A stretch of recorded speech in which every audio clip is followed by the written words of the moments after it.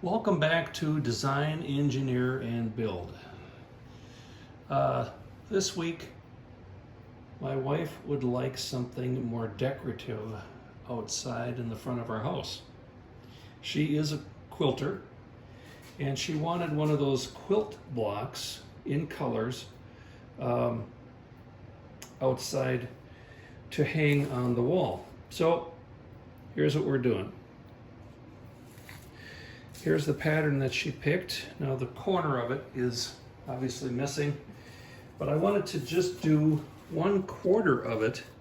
So I cut the quarter out so that I could mock up the pieces. Took some old scrap plywood, as you can see, mocked up the pieces in the size that we're gonna do. So now I know how many of each one I need to make. I need 8 of these. This is 1/4, obviously, of the piece. 8 of these, 16 of these little ones, and 24 of these chevrons. So that's kind of where I'm at right now. I got a piece of aspen that I think I'm going to start with for a couple of reasons. The color, it's almost white, and it's soft and fairly easy to sand. And I think it'll take a stain pretty well because this will be multiple colors. So that's kind of where I'm at right now. Now I just need to cut out the pieces, but I'm using these obviously as a pattern for my entire piece, which will be 4 times this size. So obviously you can make it any size that you'd like, but I decided on the front of our house, this is 13 square. So it'll be 26 by 26, probably with an outside frame around the outside, so to frame it in. So follow along and we'll make this thing. So now as I disassemble this to try and work out the best way to make my cuts, I've got this somewhat disassembled, but as you can see, we've got a little better than, I leave space on both sides. I'm going to cut 4 pieces at 18. I can get these 6 and these 4 pieces out of one 18-inch piece. So I'll have all those cut, and then again, here's that piece of aspen. Beautiful white color. Anyway, I'll get these out of that, but I'm actually a little shocked as to how much lumber I actually do need for this. I bought an 8-footer thinking that'd be more than enough, and I'm going to be short, probably at least a couple feet. So back to the lumber store, likely. So I'll start with these pieces here. As I lay this across here, I'm looking at 2 5/16. So I'll do some strips of all these 4 18s. I'll do 2 strips of 2 5/16, and we'll get that started.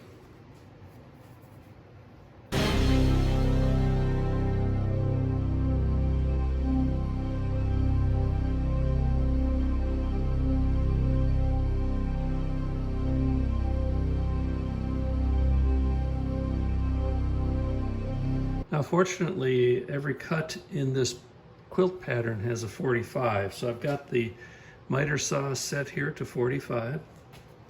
I make my initial cut on those strips that we cut at 2 5/16. And from my pattern that I made, I've got a block that stops it at the right point so I can make consistent pieces.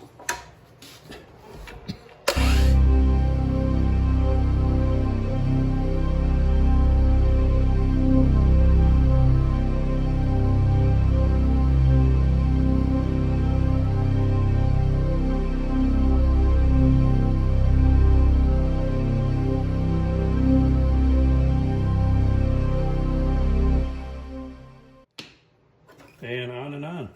So we'll get these all cut out. So I have since sanded all the edges by hand, only because I didn't want to have any tear out with the router bit.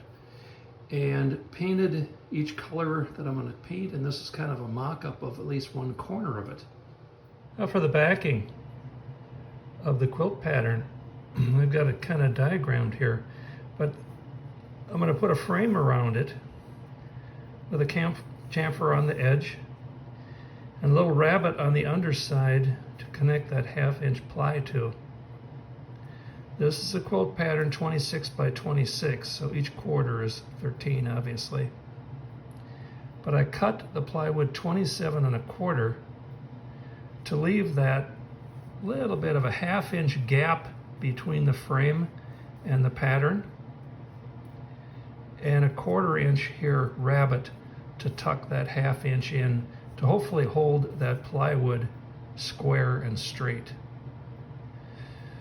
As I'll pan back here, you can see I just took the panel that I'm going to use and did a little flat black edge spray, and these are those that frame piece in my drawing, kind of backwards from how I drew it, but you kind of get the idea. And then I painted that cinnamon color that you'll see in the quilt pattern itself. So I think the next thing to do is assembly.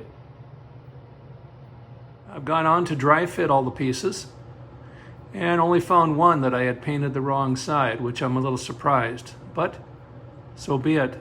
It's been repainted, sanded, repainted, and now we're ready for assembly after the dry fit. Now, so as not to mess up the order of things, I moved this quarter, which if you can note here, I did border this off. I found the very center of this piece of ply and then put the borders on it where this panel will sit. So I've taken this board panel out, slid it over here exactly the way it's going to go back, and because it's going to sit outside, I'm going to use the some construction adhesive to put it down. So I will continue to do this and put each piece back in order, and we'll do a quarter at a time. All right, assembly complete. That frame worked out nicely around the edge. I left about a 1/4 of an inch or so around the entire thing to have it stand off. And then I just used my nailer to put that frame on with some water resistant glue and fill the holes, and then just a little touch up with an artist brush on the cuts on the miters. So I think that's about it, except for just, I'm going to spray it yet with some exterior polyurethane to kind of make it a little bit more weatherproof, and a hanger, and that's about it. So I hope you enjoyed the project, and obviously any quilt pattern you could do, but this one was kind of fun.